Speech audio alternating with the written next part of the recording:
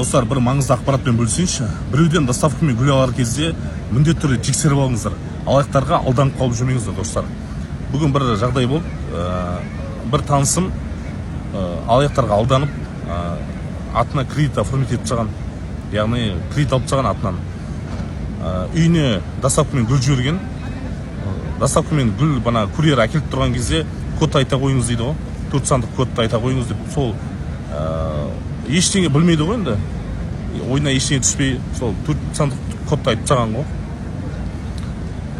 Артынша уже одобрение келіп тұр дейді да.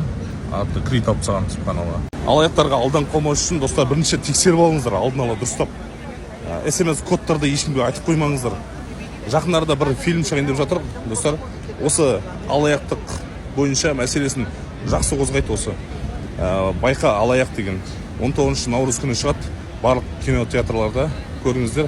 Отбасыларыңызбен міндетті түрде барыңыздар. Қазір трейлерін көрсетемін. Телефоныңызға SMS код жіберіп қойдым, соны маған айта аласыз ба? Келді. 0306. Мынау несі? Ақша қайда?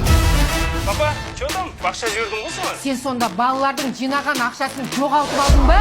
Менің ақшамды ұрлаған сенсің. Мынау мұздай ғой аға. Ин алып келейін, тырнағының астына тығамыз. Болмаса, пакет алып келейін, басына кигізіп тұншықтырамыз. Аға, жеңгем жауыз ғой, қалай тұрып жатсың,